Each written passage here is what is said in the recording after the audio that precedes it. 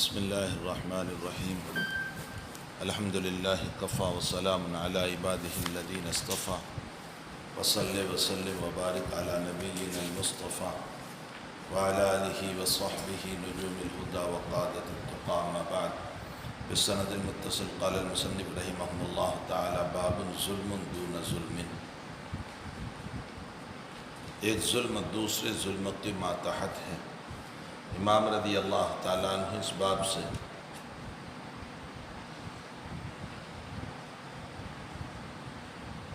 مراتب ظلم کو بیان کرنا چاہتے ہیں۔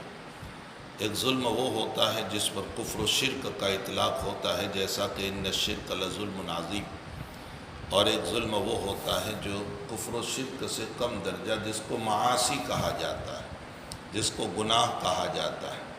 ظاہر سی بات ہے کہ اس سے مراتب ظلم ثابت ہوئے، ما قبل سے مناسبت ثابت ہو گئی، اس لیے کہ اس سے پہلے باب کفر دون کفر کا باب قائم کر کے مراتب کفر کو ثابت کیا تھا، اور اس کے بعد دوسرا باب لا کر یہ ثابت کیا تھا کہ مادون الشرک و مادون الکفر اعمال کرنے کی وجہ سے انسان ایمان سے خارج نہیں ہوتا۔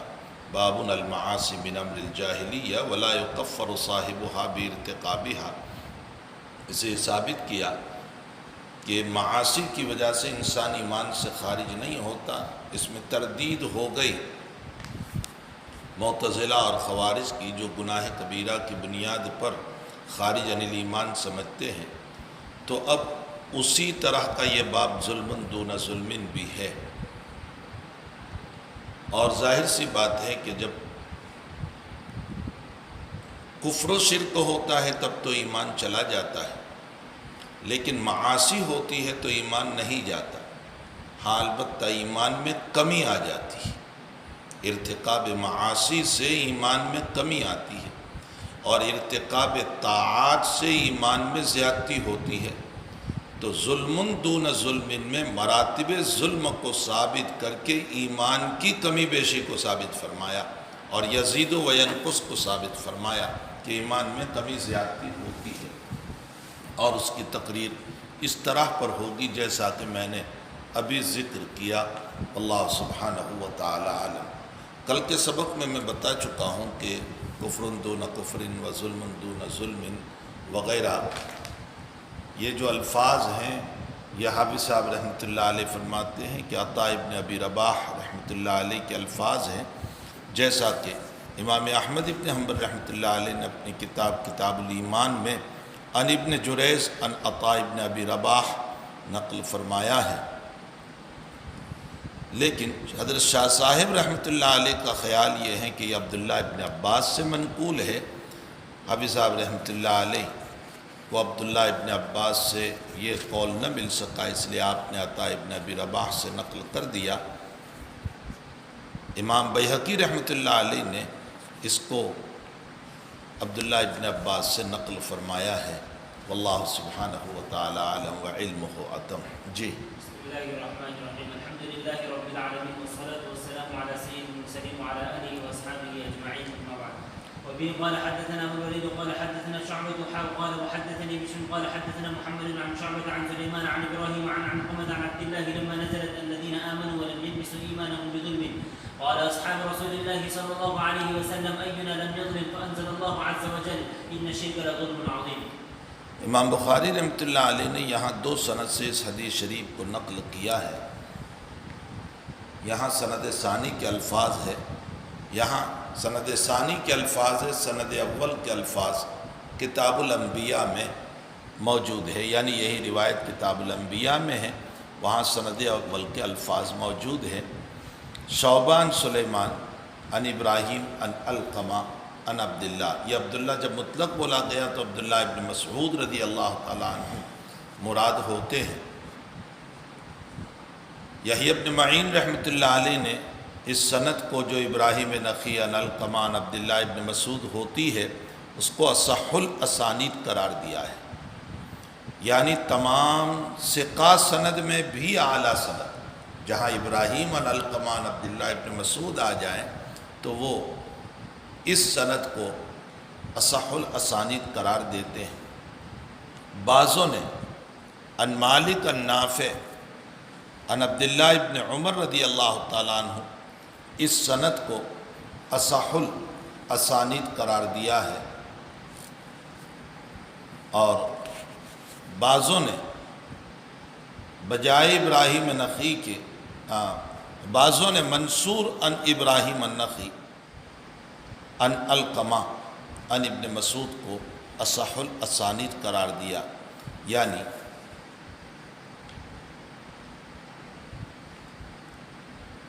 اس سلسلے میں قریباً 17 اقوال ہیں کہ اصح الاسانید کون سی سند ہے۔ اصل میں یہ ایک اجتہادی مسئلہ ہے،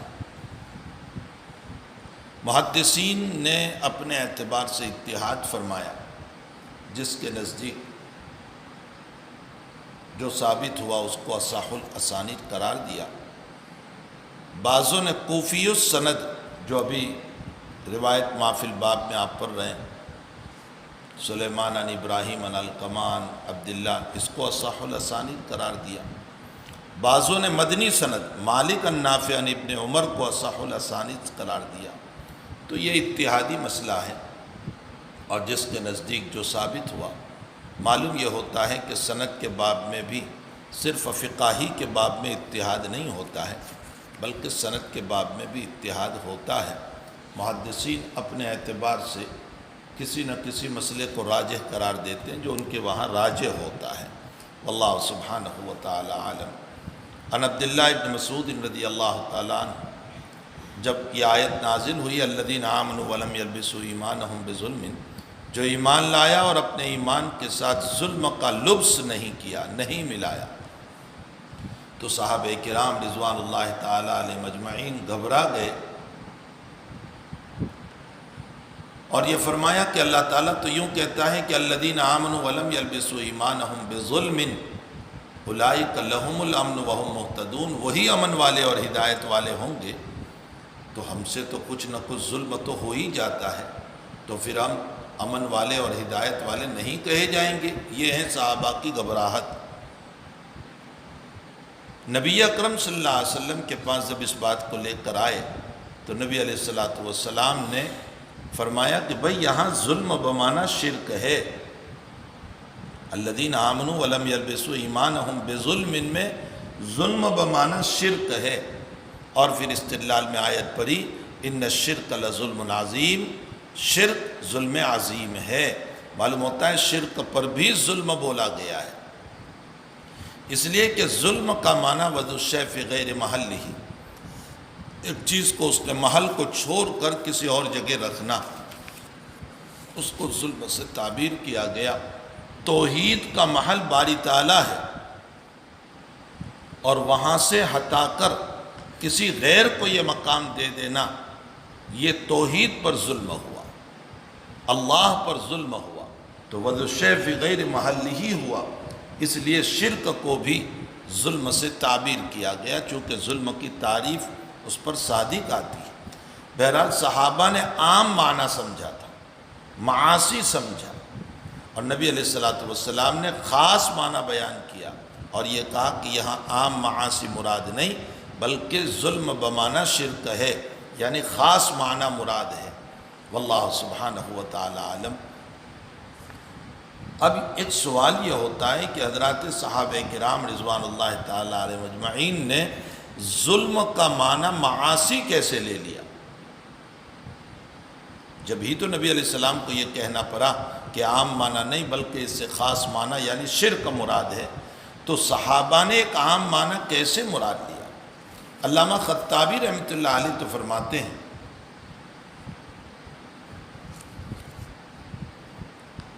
کہ اصل میں صحابہ یہ سمجھے کہ شرک تو بہت بڑا گناہ، اتنے بڑے گناہ پر ظلم کا اطلاق کیسے ہو سکتا ہے؟ لا محالہ اس کا اطلاق معاصی ہی پر ہوگا، اس لیے ان لوگوں نے معاصی کو مراد لیا۔ علامہ ابو الحسن ابن بطار رحمۃ اللہ علیہ اور حافظ ابن حجر عسقلانی رحمۃ اللہ علیہ فرماتے ہیں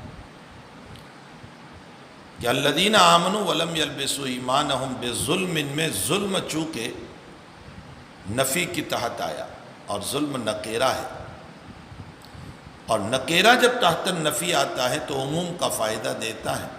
صحابہ نے اس سے عام معنی سمجھ لیا اور عام معاصی سمجھا. تو نبی علیہ الصلوۃ والسلام نے فرمایا کہ یہاں ظلم بمعنی خاص طور پر شرک مراد ہے. اشارہ کیا کہ یہاں ظلم میں جو تنوین ہے وہ تنوین تعظیم کی ہے. جیسے آپ نے ہدایت النحو میں مثال پڑھی شرٌ احر ذانب، یہ شرٌ پر جو تنوین ہے وہ تعظیم کی ہے، بڑے شر ہے. اسی طرح بظلم میں ظلم تنوین جو ہے تعظیم کی ہے، یعنی بڑا ظلم یہاں مراد ہے، اور وہ ان الشرک لظلم عظیم. تو صحابہ نے نکیرہ تحت النفی کی بنیاد پر عمومی معنی مراد لیا تھا. نبی اکرم صلی اللہ علیہ وسلم نے اس اصول کے تحت شرک بتایا. نمبر 3، علامہ طیبی رحمۃ اللہ علیہ فرماتے ہیں کہ اصل میں صحابہ نے یہ سمجھا کہ شرک کا اختلاط تو ایمان کے ساتھ ہو ہی نہیں سکتا ہے، اس لیے کہ ایمان کا محل قلب ہے. اب شرک کا محل بھی قلب ہوا تو اختلاط کیسے ہوا؟ اس لیے کہ وہاں تو حال یہ ہوگا کہ ایمان ہے تو شرک نہیں، شرک ہے تو ایمان نہیں، تو اختلاط ہوگا کیسے؟ صحابہ کے ذہن میں یہ بات تھی. ہاں البتہ معاصی کا اختلاط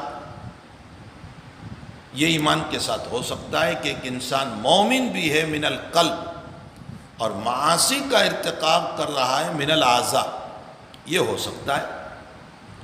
تو لفظ لبس سے انہوں نے یہ سمجھا کہ یہاں تو التباس کا معنی ہے، اور التباس بھی محل واحدین، ایمان اور شرک نہیں ہو سکتا. البتہ ایمان اور معاصی ہو سکتے ہیں، اس لیے صحابہ نے ظلم بمعنی معاصی کو لیا.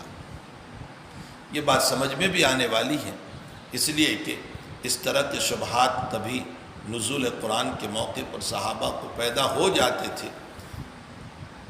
ایسے ہی جیسے روزے کے مسئلے میں حتیٰ یتبین لکم الخیط الابیض من الخیط الاسود سے ظاہری معنی مراد لے لیا، حالانکہ اس سے صبح صادق مراد تھی.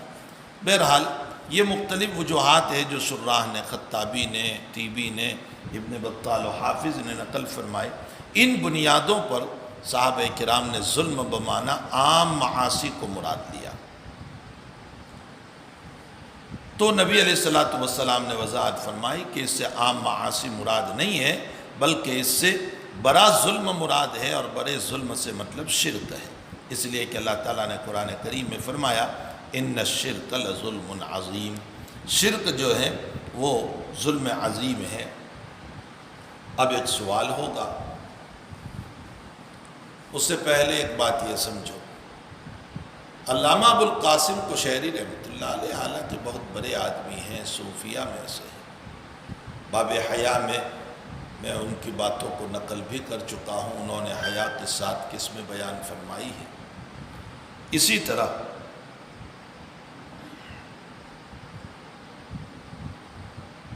علامہ ابو القاسم بلخی رحمۃ اللہ علیہ یہ بھی بہت بڑے آدمی ہیں، لیکن یہاں انہوں نے یہ تقریر کر دی کہ الذین آمنوا ولم یلبسوا ایمانہم بظلم میں ظلم بمعنی شرک ہو ہی نہیں سکتا. وہ یہ کہتے ہیں کہ اگر شرک مراد لیا جائے تو شرک کا تعلق بھی قلب سے ہے اور ایمان کا تعلق بھی قلب سے ہے. تو محل واحد میں لبس ایمان بالشرک کیسے ہوگا؟ یہ ہو ہی نہیں سکتا ہے کہ ایمان بھی ہو شرک بھی ہو. لبس کا معنی ملانا، یہ ملے گا کیسے؟ یہ تو اجتماع ضدین ہے، اور اجتماع ضدین کبھی نہیں ہو سکتا ہے. جو دو چیزیں متناقض ہو، ضد ہو ایک دوسرے کی، وہ کبھی ہو ہی نہیں سکتی. جیسے آگ اور پانی جمع نہیں ہو سکتا ہے، اجتماع ضدین ہے. اسی طرح یہاں شرک بمعنی شرک ہو ہی نہیں سکتا، بلکہ یہاں معاصی ہی مراد ہے. یہ علامہ ابو القاسم بلخی اور علامہ ابو القاسم قشیری رحمۃ اللہ علیہ نے مراد لیا اور یہ کہا کہ شرک نہیں ہو سکتا ہے. لیکن حقیقت یہ ہے کہ جس ذات اقدس پر یہ قرآن اترا وہ زیادہ جانتے ہیں یا ہم زیادہ جانتے ہیں؟ یہ قرآن اس ذات اقدس پر اترا ہے جس کو قرآن کریم میں اللہ تعالیٰ نے حکم دیا وَأَنزَلْنَا إِلَيْكَ الذِّكْرَ لِتُبَيِّنَ لِلنَّاسِ، ہم نے قرآن اتارا، آپ اس کی وضاحت کیجیے۔ اس لیے جب ایک نص میں ایک بات آ گئی اور نبی اکرم صلی اللہ علیہ وسلم نے وضاحت فرما دی تو ہمیں اپنے عقلی گھوڑے نہیں دوڑانے چاہیے۔ یہ تقریر عقل پر مبنی ہے جو علامہ ابوالقاسم بلخی اور قشیری نے کی، اور اسی لیے صاحب شریعت نے فرمایا تھا لا یؤمن احدکم حتی یکون ہواہ تبعا لما جئت بہ، تم مومن نہیں ہو سکتے ہو جب تک کہ تمہاری خواہشات تابع نہ ہو جائیں، اور خواہشات کا تابع کرنے کا مطلب اپنی ذہنی باتوں کو ختم کی جائے، اپنے عقلی باتوں کو ختم کی جائے، اور شریعت مطہرہ جو کہتی ہے اسی کے مطابق عمل کیا جائے۔ بہرحال یہ ایک بات تھی جس کی میں نے وضاحت کر دی کہ جب صاحب شریعت نے شرک سے تعبیر کیا ہے تو ہم اس کا انکار نہیں کر سکتے، یہاں شرک ہی مراد ہے۔ ہاں اب سوال یہ ہوگا کہ یہ التباس کیسے ہو سکتا ہے کہ ایمان بھی ہو اور شرک بھی ہو؟ اس سلسلے میں 3 تقریریں ہیں۔ ایک تو یہ ہے کہ التباس ہو سکتا ہے زبان پر ایمان ہو، دل میں کفر ہو، جس کو منافق کہا جاتا ہے، اور یہی وجہ ہے کہ بخاری کی ذہانت دیکھیے کہ اس کے بعد باب و علامت المنافق لائے۔ تو یہ اجتماع ضدین ہو گیا کہ زبان پر تو ایمان ہے اور دل میں کفر ہے، تو دونوں جمع ہو گیا۔ یا یہ بھی ہو سکتا ہے کہ یہاں لبس بمعنی ایمان تھا اور ردت کو اختیار کیا، یعنی کفر یا شرک کو اختیار کیا، تو جس محل میں ایمان تھا اسی محل میں شرک کو ڈال دیا، تو محل کے اعتبار سے لبس کا لفظ بولا گیا۔ اور ایسا ہوتا ہے کہ ہم نے ایک برتن میں پانی بھی رکھا تھا، پھر اس کو نکال کر دودھ بھی ڈال دیا، تو ہم وہاں لبس کا لفظ بول سکتے ہیں محل کے اعتبار سے۔ لیکن بھائی یہ تقریر اگرچہ بروں نے کی ہے لیکن یہ ضعیف ہے، اس لیے کہ پھر اس کا اطلاق تو اس پر بھی ہوگا کہ ایک انسان کافر تھا اور پھر کفر کو نکال کر ایمان اس میں داخل کیا، تو وہ بھی تو لبس ہی ہوا۔ اس لیے حقیقت یہ ہے کہ یہ تقریر ضعیف ہے۔ تیسری تقریر علامہ بہاء الدین سبکی رحمۃ اللہ علیہ نے اپنے والد محترم علامہ تقی الدین سبکی رحمۃ اللہ علیہ سے نقل فرمائی ہے، اور وہ یہ ہے کہ الذین آمنوا ولم یلبسوا ایمانہم، جو ایمان لایا اور ایمان کے ساتھ ظلم کو نہیں ملایا۔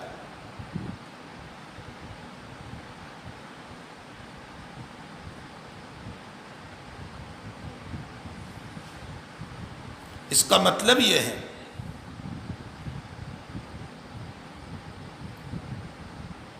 کہ ایمان قلب میں تھا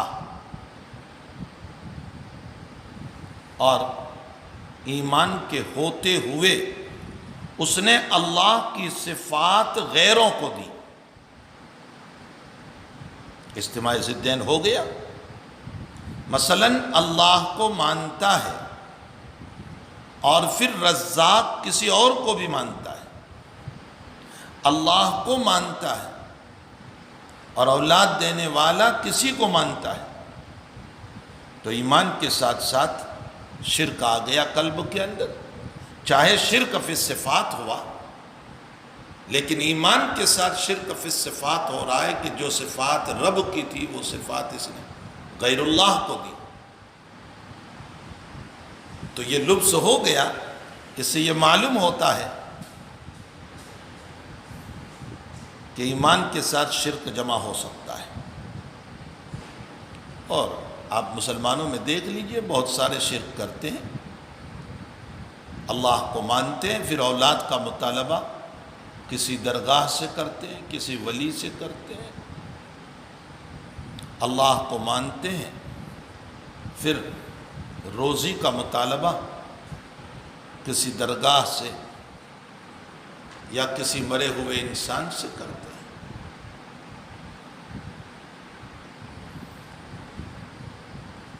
تو علامہ تقی الدین سبکی رحمۃ اللہ علیہ فرماتے ہیں کہ اجتماع ہو سکتا ہے کہ ایمان بھی ہے اس کے ساتھ شرک بھی ہے، یعنی ذات میں تو اللہ کے ساتھ اور صفات میں غیروں کو مانتا ہے،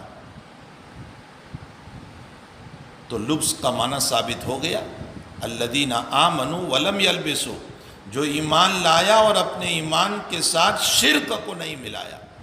اور اس کی بین دلیل یہ ہے کہ نبی علیہ اللہ تعالیٰ نے ان الکفر لظلم عظیم نہیں کہا، ان الشرک لظلم عظیم کہا، تو شرک کو التباس بالایمان ہو سکتا۔ یہی تقریر بین ہی حضرت نانوتوی رحمۃ اللہ علیہ نے اور حضرت گنگوہی رحمۃ اللہ علیہ نے بھی فرمائی ہے۔ اور عجیب و غریب بات یہ ہے کہ جن کتابوں میں بہاؤالدین سبکی کی بات اور تقی الدین سبکی کی بات نقل کی ہے، وہ کتابیں گنگوہی اور نانوتوی رحمہ اللہ تعالیٰ کے زمانے میں تھی بھی نہیں، چھپی بھی نہیں تھی، ان اکابر نے دیکھی بھی نہیں تھی، لیکن وہی تقریر فرمائی جو ان لوگوں نے کی تھی۔ معلوم ہوتا ہے کہ ہمارے اکابر دیوبند کے علوم جو ہیں وہ رازی اور غزالی سے کم نہیں تھے۔ اللہ تعالیٰ نے ہمارے ان اکابر کو علم وافر عطا فرمایا تھا، اور بھائی علم تبھی آتا ہے اپنی نورانیت کو لے کر جب قلب جو ہے معاصی سے منزہ اور پاک، تبھی علم آتا ہے، ورنہ تو معلومات آتی ہے، علم نہیں آتا۔ ٹھیک ہے معلومات آ جاتی ہے لیکن علم نہیں آتا، علم کوئی اور چیز ہے جو اللہ تعالیٰ قلب پر کھولتا ہے۔ میں اس پر آگے ایک اشکال آئے گا، اس پر کچھ باتیں ذکر کروں گا وضاحت کے ساتھ۔ خلاصہ کلام یہ نکلا کہ امام بخاری رضی اللہ تعالیٰ عنہ نے ثابت فرمایا کہ الذین آمنوا ولم یلبسوا ایمانہم بظلم میں صحابہ کرام نے معاصی کو مراد لیا، یقیناً وہ بھی ظلم ہے، لیکن نبی علیہ السلام نے وضاحت فرمائی کہ یہاں شرک مراد ہے جو ظلم عظیم ہے، تو نبی علیہ السلام نے ظلم کا اعلیٰ مرتبہ مراد لیا۔ اس سے یہ معلوم ہوتا ہے کہ ظلم میں مراتب ہے، ایک اعلیٰ درجے کا جس کو کفر و شرک کہا جاتا ہے، اور ایک اس سے معدون جو ہوا کرتا ہے جس کو معاصی کہا جاتا ہے۔ اور ظاہر سی بات ہے کہ انسان جب کفر و شرک کرتا ہے تب تو ایمان چلا جاتا ہے، اور اگر معدون شرک اعمال اور گناہ کو کرتا ہے تو ایمان میں اتنی کمی ہو جاتی ہے، اور اگر ان معاصی کو چھوڑتا ہے تو ایمان میں زیادتی ہوتی ہے۔ اس سے خود بخود ایمان کی کمی زیادتی کو بھی ثابت کر دیا، واللہ سبحانہ و تعالی عالم۔ لیکن صرف ایمان کی کمی زیادتی ہی کی تقریر نہ سمجھے، اس سے ہم کو یہ سبق ملتا ہے کہ دیکھو ارتکاب معاصی سے ظلمات قلب ہوں گے، قلب میں ظلمات پیدا ہو، یہی تو ایمان کی کمی ہوگی، اور ارتکاب طاعت سے، ارتکاب طاعت اور ارتکاب اعمال صالحہ کے ذریعے سے انسان کے اندر نور پیدا ہوگا، اور یہی ایمان میں زیادتی کی دلیل ہے۔ تو ہمیں معاصی سے اپنے آپ کو بچانا چاہیے، اور ظلم سے بچانا چاہیے، اور طاعت کا خوب خوگر بنانا چاہیے۔ واللہ سبحانہ و تعالی عالم۔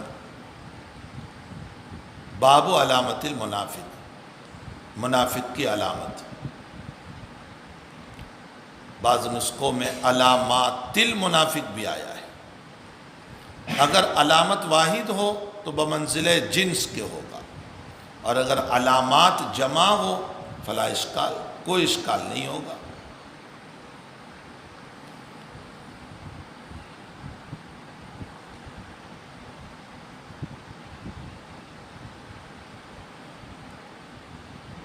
منافق کا لفظ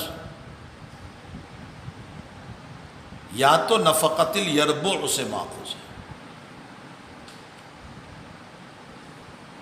دشتی اور جنگلی چوہا جو بلی کی طرف بہت بڑا ہوتا ہے، اس کا حال یہ ہے کہ وہ زمین میں داخل ہونے کا ایک راستہ اور نکلنے کا دوسرا راستہ رکھتا ہے۔ اسی طرح منافق کا حال بھی یہ ہے کہ اس کا ظاہر کچھ ہے، باطن کچھ ہے، اس لیے اس کو منافق کہا گیا۔ تو یا تو منافق نفقت الیربع سے ماخوذ ہے، بعض کہتے ہیں نفق سے ماخوذ ہے۔ نفق کا معنی ہوتا ہے سرنگ، بظاہر تو راستہ ہوتا ہے، آپ چلتے ہیں تو اندر میں گر جاتے ہیں، تو ظاہر راستہ ہے، اندر میں کچھ اور ہے، اسی سے منافق کا لفظ بھی نکالا گیا۔ اور بعضوں نے کہا کہ یہ نفقت السوق سے ماخوذ ہے، جب بازار بہت چلتی ہے تو اس موقع پر، یعنی بازار بہت گرم ہوتا ہے، تیز ہوتا ہے بازار، تو اس موقع پر بولا جاتا ہے نفقت السوق، بازار بہت چل پڑا۔ اسی طرح منافق بھی حصول مال کے لیے اور اپنے آپ کو چلانے کے لیے اس کا حال یہ ہوتا ہے کہ وہ ظاہراً ایمان کو قبول کرتا ہے، باطن میں ایمان نہیں ہوتا، یعنی حصول دنیا کے لیے وہ اس طرح کام کرتا ہے، ورنہ دل میں ایمان نہیں ہوتا۔ واللہ سبحانہ و تعالی عالم۔ منافق اس کو کہتے ہیں کہ جو ظاہر میں اظہار ایمان کرے، قلب میں ایمان نہیں ہوتا، تصدیق نہیں ہوتی۔ میں کل کے سبق میں کفر کے 4 اقسام بیان کر چکا ہوں۔ ایک کفر انکار ہوتا ہے، ایک کفر عناد ہوتا ہے، ایک کفر جحود ہوتا ہے، اور ایک کفر نفاق ہوتا ہے۔ اس میں یہ چوتھی قسم ہے کفر نفاق۔ امام بخاری رضی اللہ تعالیٰ عنہ علامت المنافق کو ذکر کر کے یہ بتانا چاہتے ہیں کہ دیکھو، ان صفات کے پائے جانے کی بنیاد پر ایمان میں کمی پیدا ہوگی، اور اگر ان صفات سے باز رہو گے تو ایمان میں زیادتی پیدا ہوگی۔ ما قبل سے ربط بھی ہو گیا کہ اعمال معاصی سے ایمان میں کمی اور اعمال طاعات سے ایمان میں زیادتی پیدا ہوتی ہے۔ واللہ سبحانہ و تعالی عالم۔ جی وبه قال حدثنا سليمان وابو الربيع قال حدثنا اسماعيل بن جعفر قال حدثنا نافع بن مالك بن ابي عامر ابو سهيل عن ابيه عن ابي هريره رضي الله عنه عن النبي یہ سند بین ہی، یہی سند و متن امام بخاری پھر کتاب الوصایا میں بھی لائیں گے۔ معلوم ہوتا ہے کہ یہ روایت بیک سند والمتن ہے۔ میں اس سے پہلے سبق میں بتا چکا ہوں کہ بعضوں نے کہا کہ 20 روایتیں بیک سند والمتن ہیں، لیکن حقیقت یہ ہے کہ 120 روایتیں بیک سند والمتن ہیں۔ پھر یہ روایت امام مسلم بھی لائے ہیں، اس کا مطلب یہ نکلا کہ یہ روایت متفق علیہ روایت ہے۔ جی عن ابي هريره رضي الله عنه عن النبي صلى الله عليه وسلم قال آية المنافق 3: إذا حدث كذب وإذا وعد أخلف وإذا اؤتمن خان۔ نبی اکرم صلی اللہ علیہ وسلم نے فرمایا منافق کی 3 نشانیاں ہیں۔ اذا حدث کذب، جب بھی بات کرے تو جھوٹ بولے، اور جب وعدہ کرے تو وعدہ خلافی کرے، اور امانت رکھی جائے تو خیانت کرے۔ وعد یعید وعدہ کرنا۔ بعض لوگ فرماتے ہیں کہ وعد کا تعلق اچھی بات سے متعلق ہے، اور ایعاد کا تعلق بری بات سے متعلق ہے، یعنی اچھی بات کا وعدہ ہو تو اس کو وعد یعید بولا جاتا ہے، اور اگر بری بات مثلا دھوکہ دینا وغیرہ تو اس کے لیے باب افعال ہے، او وعد یعید ایعاد۔ اور بعضوں نے کہا کہ چاہے وعدہ ہو ایعاد ہو، دونوں کا معنی وعدہ کرنا ہی مراد ہوتا ہے، چاہے اچھا وعدہ چاہے برا وعدہ۔ پھر اس کے ساتھ سمجھو کہ وعدہ خلافی منافق کی نشانی تب بنے گا جب کہ وعدہ کرنے ہی کے موقع پر خلاف وعدہ کرنے کی نیت ہو۔ مثلا یہ کہ میں نے آپ سے ابھی وعدہ کیا کہ میں کل 5,000 روپے دوں گا، اور ابھی جب میں وعدہ کر رہا ہوں اسی وقت دل میں ہے کہ کل میں نہیں دوں گا، یہ تو وعدہ خلافی ہے۔ لیکن جب وعدہ کر رہا تھا تب پکا ارادہ تھا، البتہ ایفائے وعدہ کے موقع پر کوئی عذر پیش آ گیا تو یہ وعدہ خلافی میں داخل نہیں ہے۔ اس لیے کہ ابو داؤد شریف میں روایت ہے، نبی اکرم صلی اللہ علیہ وسلم فرماتے ہیں اذا وعد الرجل اخاہ بحسن نیتی ان یفی ولم یفی فلا اثم علیہ۔ ایک انسان نے اپنے بھائی کو وعدہ کیا حسن نیت کے ساتھ، ولم یفی، اور پھر اس کو پورا نہ کر سکا، فلا اثم علیہ، اس پر کوئی گناہ نہیں ہے۔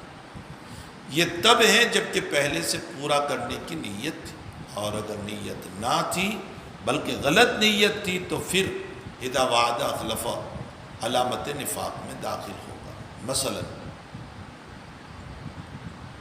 ہم نے کسی سے وعدہ کیا کہ اچھا ہم بیان کے لیے آئیں گے، اور بالکل پکا ارادہ تھا کہ جو تاریخ دی ہے ہم جائیں گے، لیکن اتفاق ایسا کہ اسی دن بیماری کا عذر ہو گیا یا اور کوئی مسئلہ اہم پیش آ گیا جس کی بنیاد پر ہم اس کو پورا نہ کر سکے، یہ وعدہ خلافی میں اور علامت نفاق میں داخل نہیں ہے۔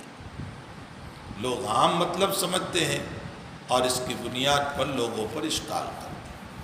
یہاں ایک مسئلہ سمجھ لو جس کا تعلق اصلت تو کتاب البیوع سے ہے، لیکن یہی میں بتا رہا ہوں، اگر میرے وعدے کی بنیاد پر سامنے والے کا کوئی نقصان ہوا تو پھر ایفائے وعدہ واجب ہے، اور اگر سامنے والے کا نقصان نہیں ہوا تو ایفائے وعدہ حسن اخلاق ہے۔ میں نے کہا کہ مثلا آپ آئے، ہم نے کہا کہ ہمیں کچھ پیسوں کی ضرورت ہے، میں نے کہا کہ اچھا 10 دن کے بعد دوں گا، ایک وعدہ تھا۔ اب اس وعدے میں آپ کا کوئی نقصان نہیں ہے، آپ نے ہم سے قرض مانگا، جو بھی مانگا،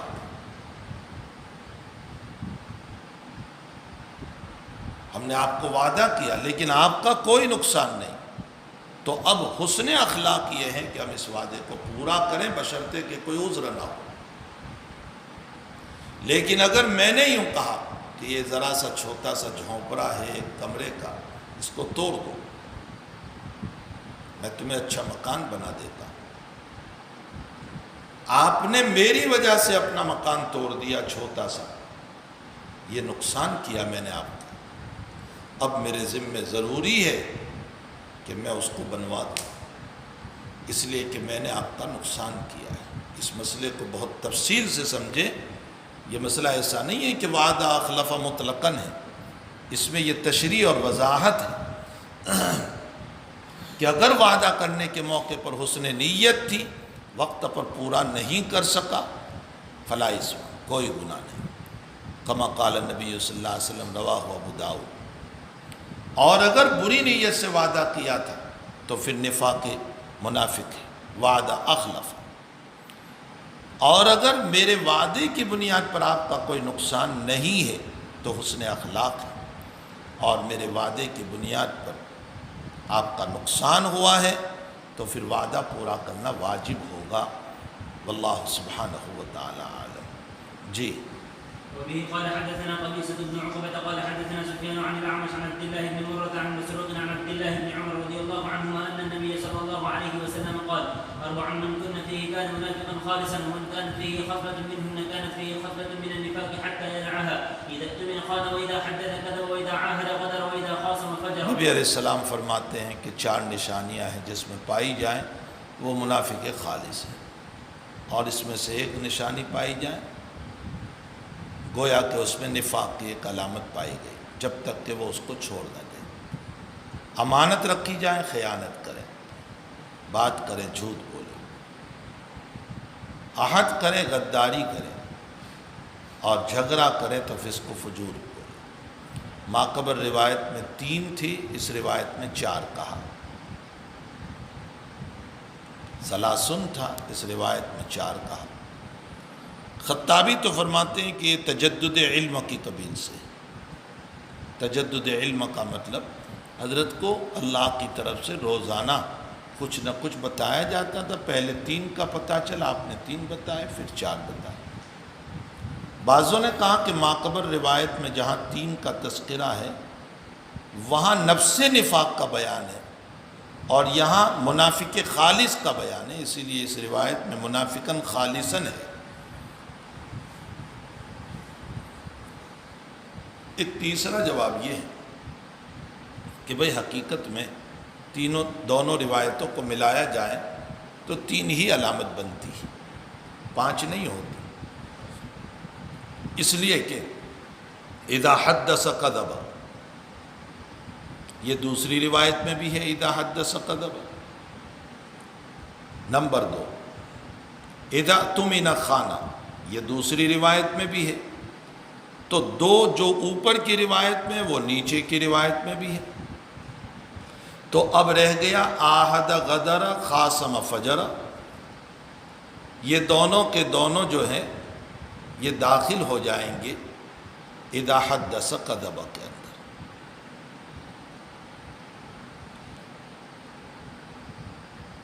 اذا حدث کذب اوپر ہے، یہاں بھی ہے، اذا اؤتمن خان اوپر بھی ہے، یہاں بھی ہے۔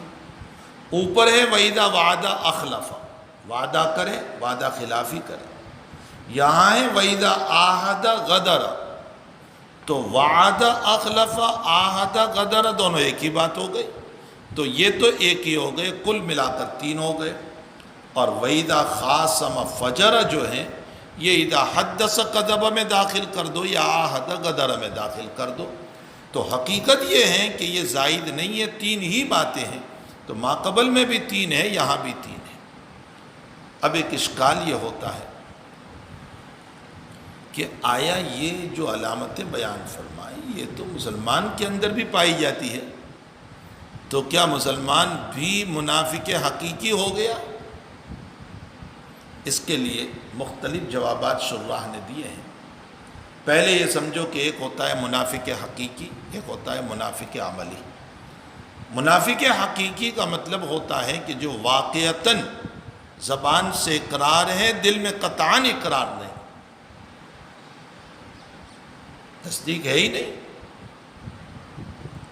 اور منافق عملی کا معنی ہے دل میں تو تصدیق ہے، پکا ایمان ہے، لیکن بس یہ علامتیں اس میں پائی جاتی ہے۔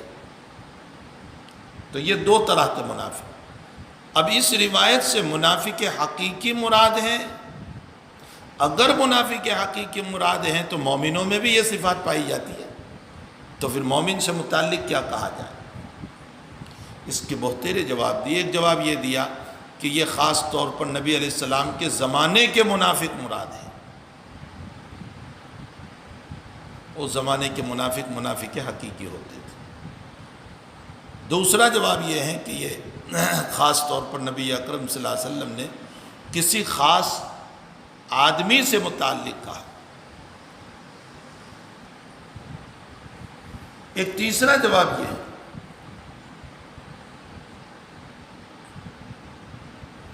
کہ یہ تشبیہی کلام ہے، لیکن اس صورت میں مطلب یہ نکلے گا کہ اس روایت کا تعلق منافق عملی سے ہو گیا، مومن سے ہوا،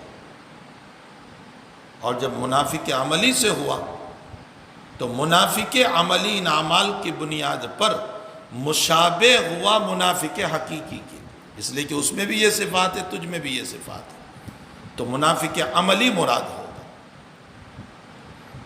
ایک چوتھا جواب یہ دیا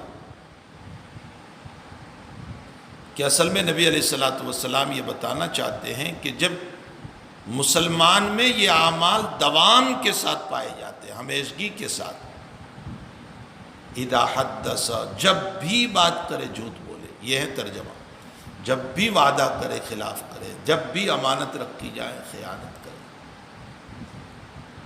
تو اس صورت میں دوام عمل انسان کو نفاق تک پہنچا دیتا ہے، یعنی ہے تو مومن لیکن منافق حقیقی تک پہنچا دیتا ہے۔ یہ بہت ڈرنے کی بات ہے کہ یہ اعمال کبھی ہو گئے تو اور بات ہے، لیکن تسلسل کے ساتھ جب انسان کرتا ہے تو پھر وہ ایمان سے نکل جاتا ہے، فہرست منافقت میں داخل ہو جاتا ہے۔ ایک پانچواں جواب یہ بھی دیا گیا کہ اصل میں اس میں نبی اکرم صلی اللہ تعالیٰ علیہ وسلم کو ڈرانا مقصود ہے امت کو کہ تم یہ اعمال نہ کرو، اس لیے کہ ان اعمال کی وجہ سے جب کثرت سے پائے جاتے ہیں تو خطرہ ہے کہ ایمان سلب نہ ہو جائے۔ تو حضرت اس کے ذریعے سے ڈرا رہے ہیں اپنی امت کو، کبھی ہو جائے، کبھی بھی میں ایسا نہیں کہہ رہا ہوں کہ کبھی آپ یہ اعمال کر لیں، کبھی ہو گیا اتفاقی طور پر کہ وعدہ کیا تھا خلاف ہو گیا، یا بات کی اور جھوٹ بول دیا، تب تو ٹھیک ہے، لیکن عادت نہ بنائے، اس لیے کہ عادت بنا لینا یہ انسان کو نفاق حقیقی تک پہنچا دیتا ہے۔ تو گویا نبی اکرم صلی اللہ تعالیٰ علیہ وسلم ان کو ڈرا رہے ہیں۔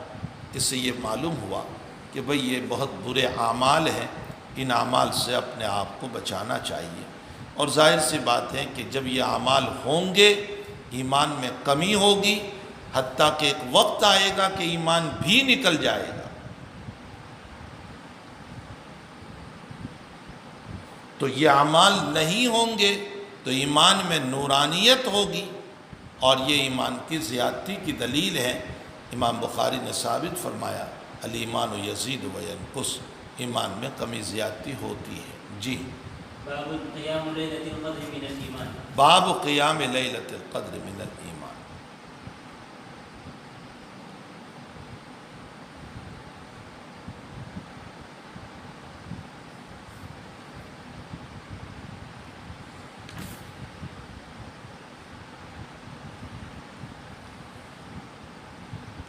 لیلۃ القدر کا قیام ایمان کا شعبہ ہے۔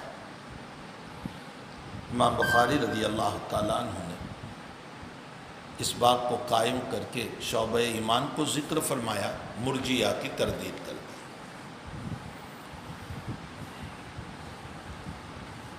دوسری تقریر یہ ہے کہ امام نے شروع میں کہا تھا الایمان بضع و ستون شعبۃ، تو جتنے شعبے آپ کو ملتے چلے جا رہے ہیں آپ اس کو بیان کرتے جا رہے ہیں۔ ماقبل کے ساتھ ربط یہ ہوا کہ اعمال معاصی سے ایمان میں کمی پیدا ہوتی ہے تو اعمال حسنہ سے ایمان میں زیادتی پیدا ہوتی ہے، اس لیے عمل حسن کو بتاتے ہیں کہ لیلۃ القدر کا قیام جو ہے وہ ایمان کا شعبہ ہے، اس سے ایمان میں زیادتی پیدا ہوتی ہے۔ یہ حافظ صاحب رحمۃ اللہ علیہ نے ایک جامع تقریر فرمائی ہے۔ علامہ عینی رحمۃ اللہ علیہ نے ایک دوسری تقریر فرمائی، اس سے پہلے ایک باب گزرا، باب افشاء السلام من الاسلام، سلام کو پھیلانا اسلام کا شعبہ ہے۔ پھر امام بخاری بیچ میں 4 ابواب لائے جملہ معترضہ کے طور پر۔ جملہ معترضہ کا مطلب یہ ہے کہ شعبہ ایمان کو ثابت کرتے جا رہے تھے، مرجیہ کی تردید کرتے جا رہے تھے، اور بیچ میں 4 ابواب وہ لائے جس میں معتزلہ اور خوارج کی تردید کی، اور یہ کہا کہ گناہ کبیرہ سے انسان ایمان سے نہیں نکلتا۔ اب امام بخاری دوبارہ شعبوں کو بیان کرنا شروع کر دیا، تو اس باب کا تعلق افشاء السلام من الاسلام سے ہے، یہ علامہ عینی فرماتے ہیں۔ اور لیلۃ القدر کے بعد میں قرآن کریم میں آیا ہے، لیلۃ القدر کے بعد میں قرآن کریم میں آیا ہے کہ سلام ہی حتی مطلع الفجر، صبح تک سلامتی اس کو ملتی رہتی ہے۔ اور ادھر لیلۃ القدر میں سلام کا مسئلہ ہے، سلام ہی حتی مطلع الفجر، اور دوسری طرف ادھر فرمائے افشاء السلام من الاسلام، سلام کو پھیلانا اسلام کا شعبہ ہے۔ اس کا مطلب یہ نکلا کہ افشاء السلام کے بعد لیلۃ القدر میں بھی سلام کا تذکرہ تھا، تو اس باب کو افشاء السلام سے مناسبت ہو گئی۔ یہ علامہ عینی نے ربط بیان کیا۔ بظاہر تو ربط بہت اچھا ہے کہ اصل شعبہ ایمان کو بیان فرما رہے تھے، اور پھر اس سلسلے میں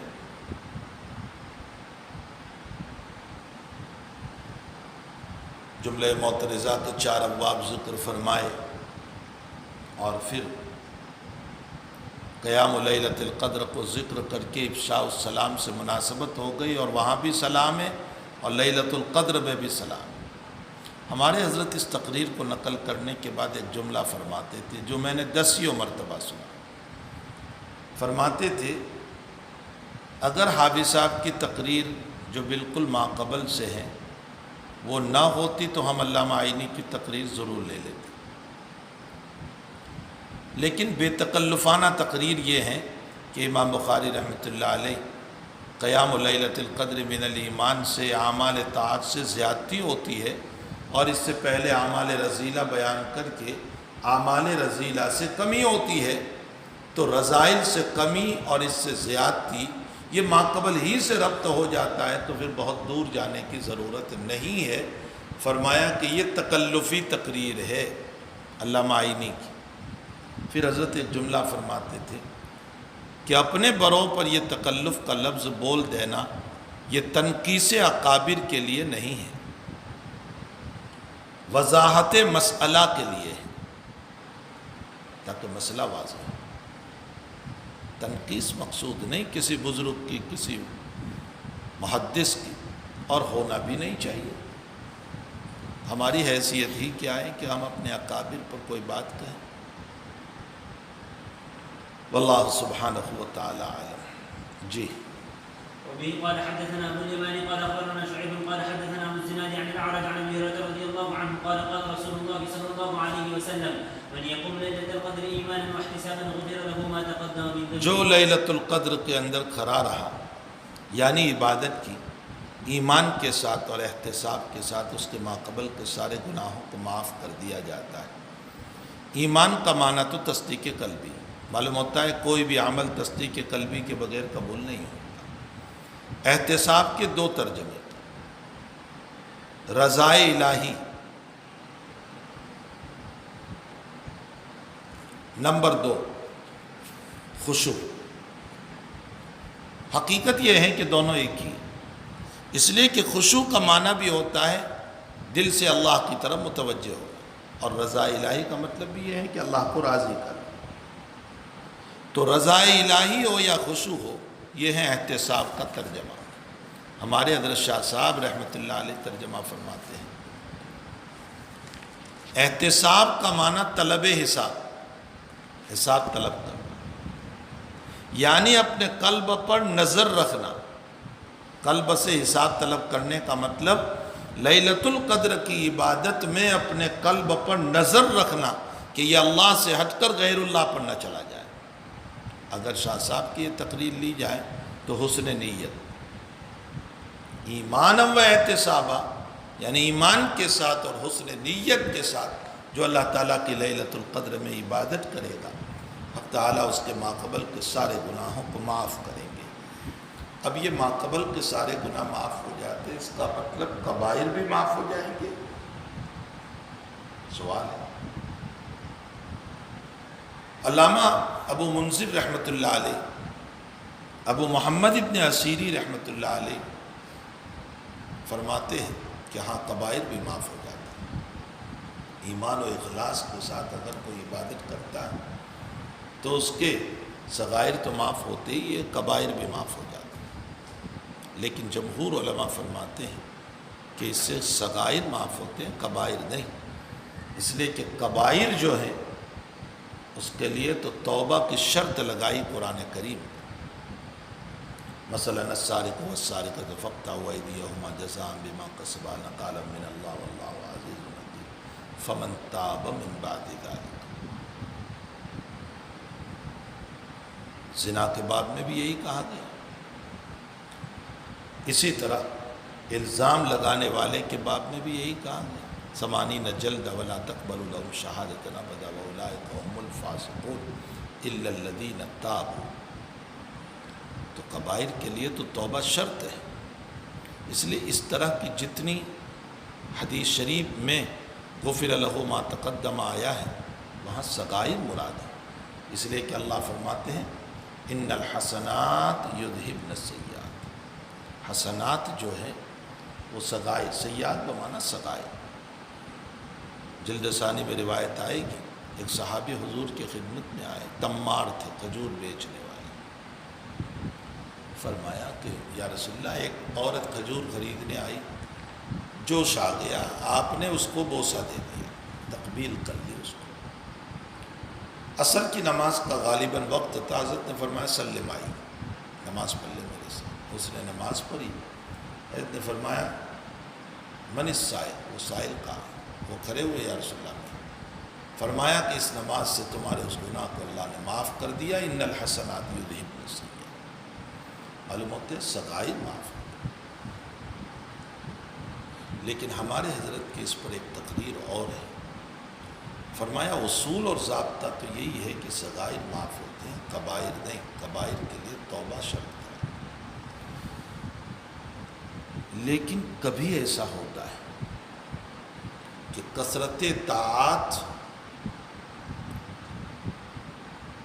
قلب میں نور پیدا کر دیتی،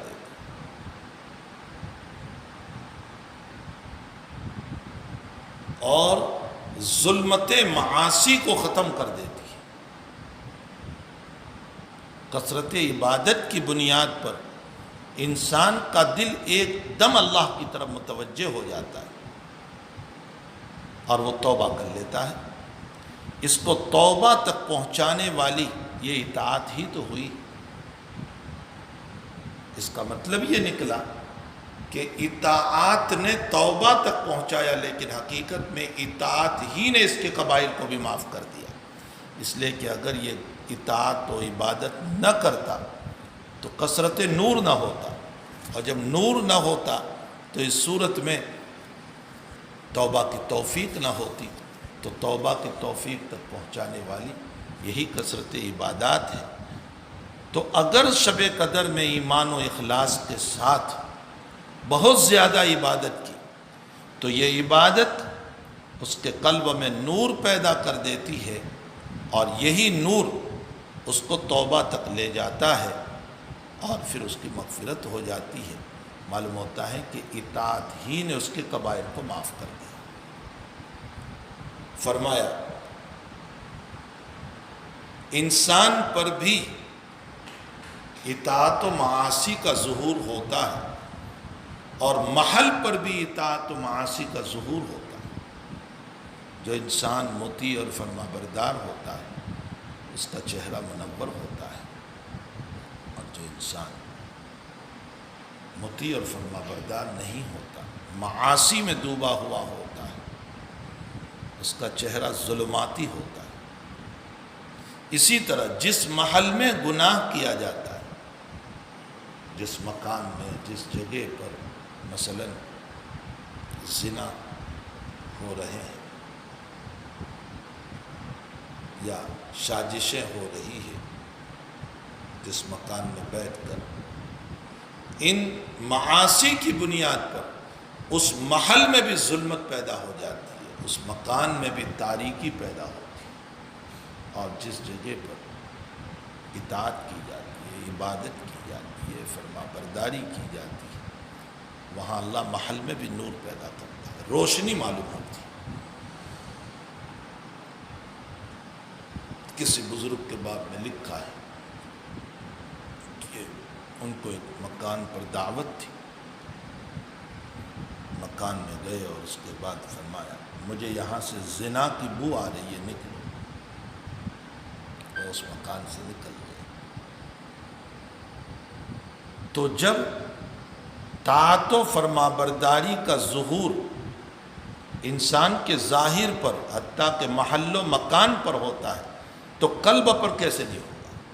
قلب پر بھی ہوتا ہے، اور جب قلب پر ہوتا ہے تو قلب منور ہوتا ہے، اور جب منور ہوتا ہے تو اپنے نور کی روشنی سے ظلمات کو ختم کرتا ہے، اور جب ظلمات ختم ہوتے ہیں تو توبہ کی توفیق ہو جاتی ہے۔ اس لیے وہ توبہ کر لیتا ہے۔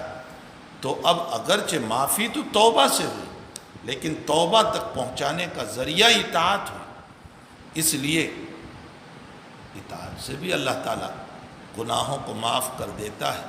یہاں سے معلوم ہوا کہ انسان کو کثرت اطاعت و کثرت عبادت کی طرف توجہ رکھنا چاہیے، شوق رکھنا چاہیے۔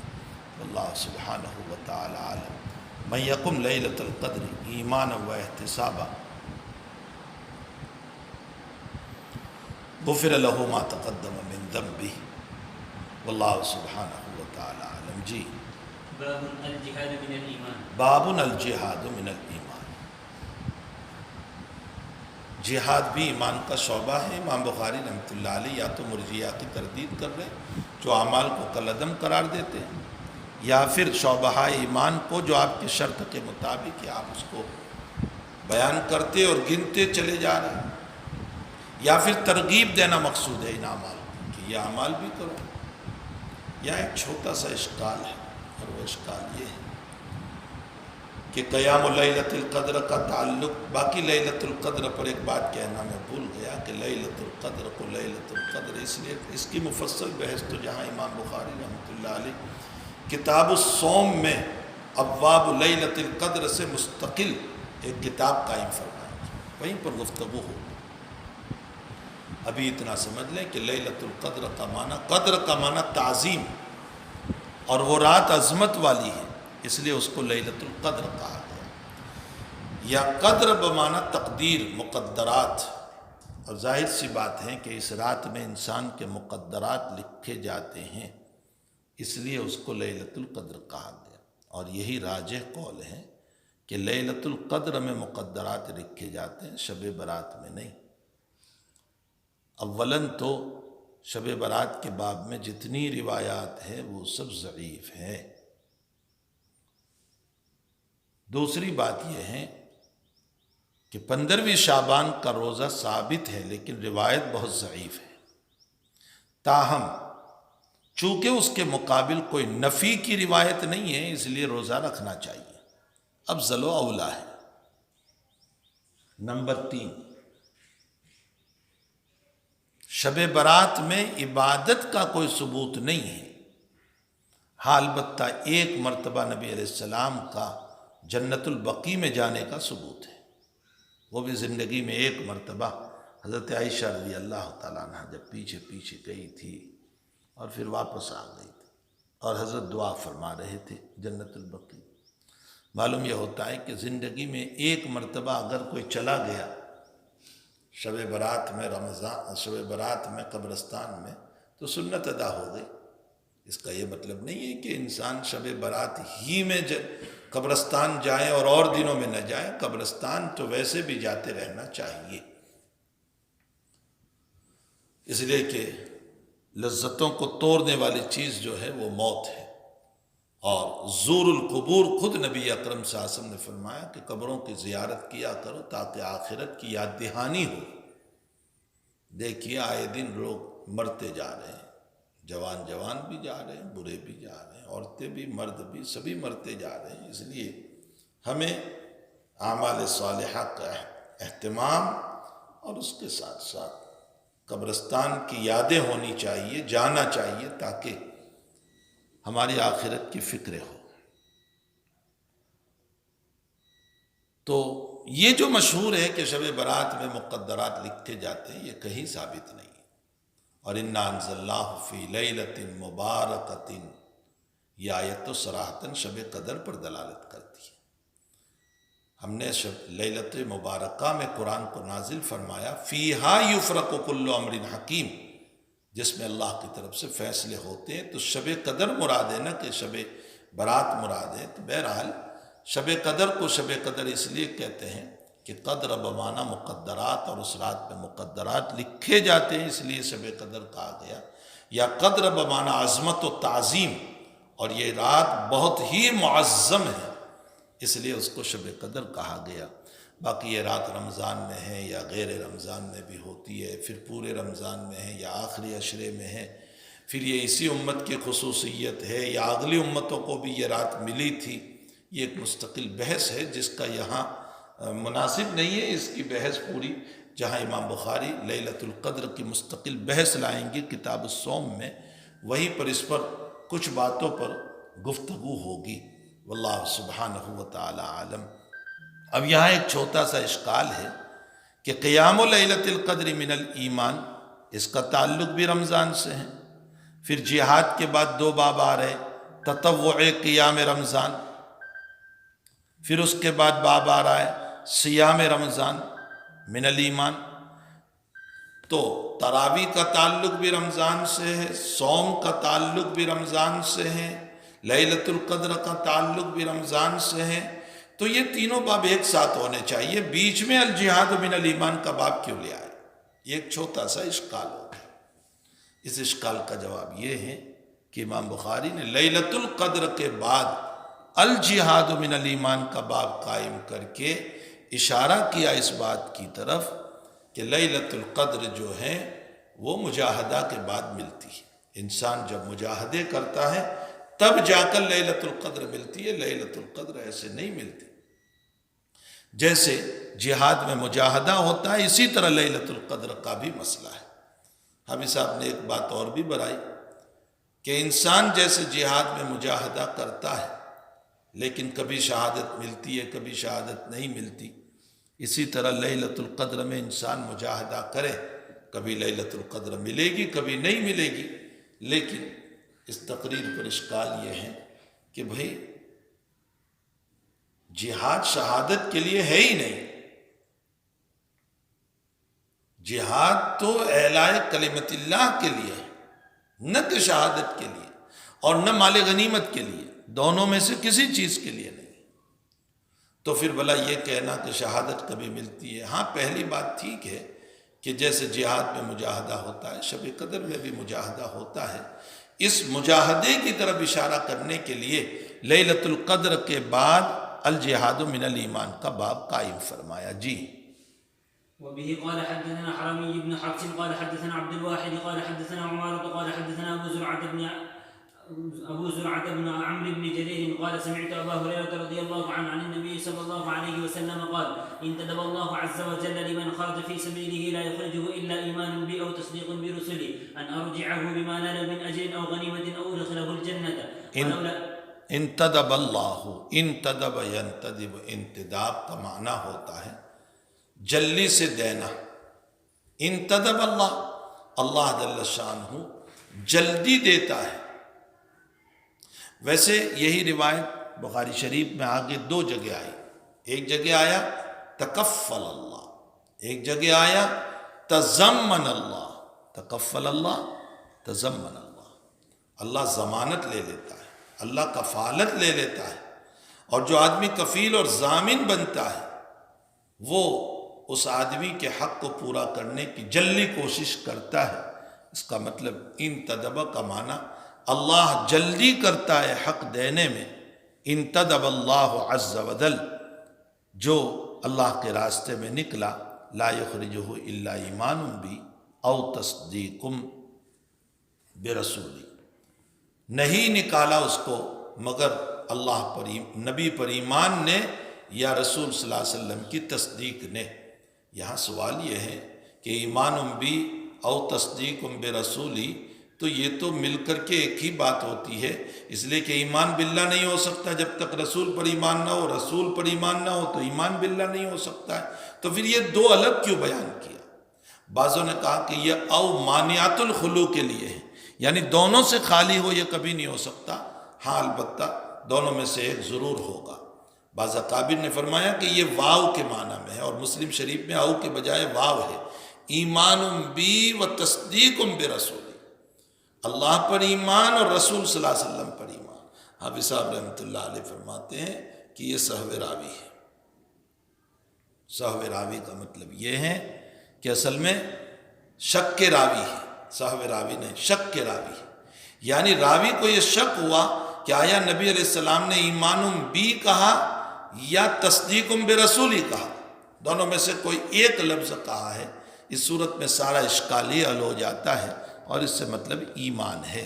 ان ارجعہ بما نال من اجر او غنیمت، کہ میں اس کو واپس کرتا ہوں اجر یا غنیمت کو لے کر، یا تو اگر وہ شہید ہو گیا تو ادخلہ الجنہ، اس کو جنت میں داخل کرتا ہوں۔ معلوم ہوتا ہے کہ اگر مر گیا تو شہید جنت میں داخل، اور اگر واپس ہوا تو من اجرین او غنیمت، اجر لے کر یا غنیمت لے کر۔ یا ایک سوال ہو گیا، سوال یہ ہے کہ ہم دیکھتے ہیں کہ بہت سی مرتبہ لوٹنے والا جہاد سے وہ اجر اور غنیمت دونوں کو لے کر آتا ہے، جیسا کہ بدر میں، اور کبھی اجر لے کر آتا ہے، غنیمت نہیں ملتی، جیسے احد میں۔ تو من اجرن او غنیمتن، اس کا مطلب تو یہ نکلا کہ کوئی ایک چیز کو لے کر آئے گا، حالانکہ ہم دونوں بھی دیکھتے ہیں اور کبھی ایک بھی دیکھتے ہیں۔ بعضوں نے تو وہی جواب دیا کہ یہ او مانعۃ الخلوع کے لیے۔ دوسرا جواب یہ ہے کہ یہ واو کے معنی میں ہے، من اجرن و غنیمت، کہ ہم اس کو واپس کرتے ہیں اجر اور غنیمت کو لے کر، یعنی اجر بھی ہوگا غنیمت بھی ہوگا، لیکن اس پر بھی اشکال ہوگا، اور وہ اشکال یہ ہوگا کہ بہت سی مرتبہ اجر ہوتا ہے غنیمت نہیں ہوتا، غنیمت ہوتی ہے اجر نہیں ہوتا، تو پھر یہ کیسے ثابت ہوگا؟ حافظ صاحب رحمۃ اللہ علیہ نے جو تقریر فرمائی بہت جامع۔ اصل میں حافظ صاحب کہتے ہیں کہ حدیث شریف سے یہ معلوم ہوتا ہے کہ بندے کو جب مال غنیمت مل جاتا ہے تو ثلثی اجر کم ہو جاتا ہے، یعنی 2 ثلث اجر کم، اور 1 ثلث ثواب لے کر کے واپس آتا ہے۔ رواہ ابو داؤد۔ تو چونکہ جس شکل میں مال غنیمت ملا اس میں اجر کم ہو گیا، اس اجر کی کمی کی بنیاد پر اجر کو کل عدم قرار دیا، تو اب ترجمہ یہ ہوگا من اجرن او غنیمت، یا تو کامل اجر لے کر کے آئے گا جب مال غنیمت نہیں ملا، اور اگر مال غنیمت ملا ہے تو اجر 1 ثلث ملتا ہے اور وہ کم ہو گیا، اس لیے اس کو کل عدم قرار دے کر او غنیمتین، صرف مال غنیمت کو لے کر آیا، یوں کہا جائے گا۔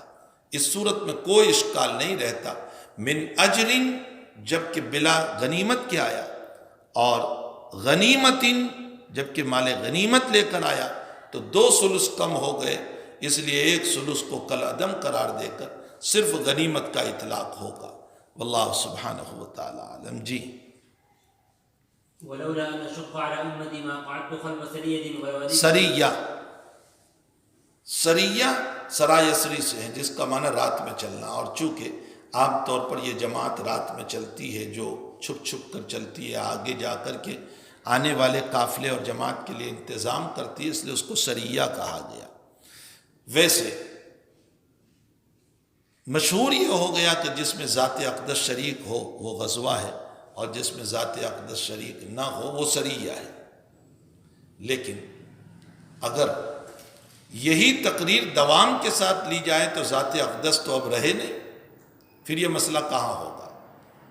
اس لیے متقدمین کے وہاں یہ فرق، کوئی فرق نہیں ہے، اس لیے متقدمین غزوے پر سریہ بھی بولتے ہیں، سریہ پر غزوہ بھی بولتے ہیں۔ موتا میں نبی علیہ السلام تشریف نہیں لے گئے تھے، حضرت جعفر رضی اللہ تعالیٰ عنہ کو امیر بنایا تھا، عبداللہ ابن رواحہ کو بنایا تھا، لیکن اس کے باوجود امام بخاری اس پر بولتے ہیں باب غزوہ موتا، غزوہ کا لفظ ہے۔ تو متقدمین کے وہاں یہ کوئی فرق نہیں، البتہ سریہ اس لیے کہتے ہیں کہ یہ چھپ کر کے چلتا ہے اور آنے والی جماعت کا نظام کرتا ہے۔ سریہ کا اطلاق 4 سے لے کر 400 تک پر ہوتا ہے، یعنی عدد کے اعتبار سے۔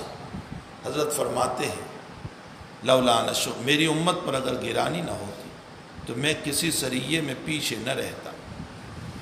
ما قعدت خلف سریت، کیا گرانی ہوگی؟ اگر آپ ہر سریے میں نکلتے تو بعد میں آنے والے خلیفہ اور امیر کو بھی نکلنا پڑتا، تو امت کی باغدور کون سا بات تھا؟ وَلَوَدِدْتُ أَنِّي أُقْتَلْ فِي سَبِيلِ اللَّهِ ثُمَّ أُحْيَا ثُمَّ أُقْتَلْ ثُمَّ أُحْيَا ثُمَّ أُقْتَلْ، میری تمنا یہ ہے کہ میں شہید کیا جاؤں، پھر زندہ کیا جاؤں، پھر شہید کیا جاؤں، پھر زندہ کیا جاؤں۔ اس سے آپ شہادت کی فضیلت بیان کرنا چاہتے ہیں کہ نبی ہو کر بھی شہادت کی تمنا کر رہا ہے، حالانکہ شہادت کا درجہ نبوت سے کم ہے۔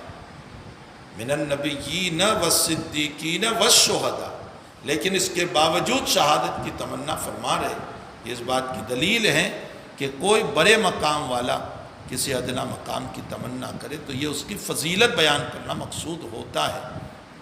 واللہ سبحانہ وتعالی عالم۔ جی، باب تطوع قیام رمضان من الایمان۔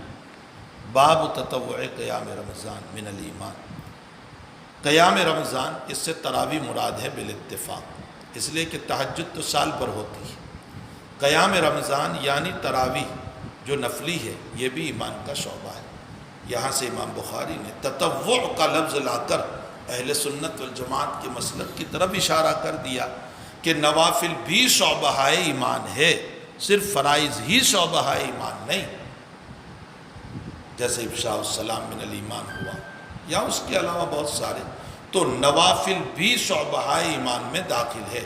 معتزلہ کہتے ہیں کہ فرائض ہی شعبہ ایمان ہوں گے، نوافل نہیں ہو سکتے۔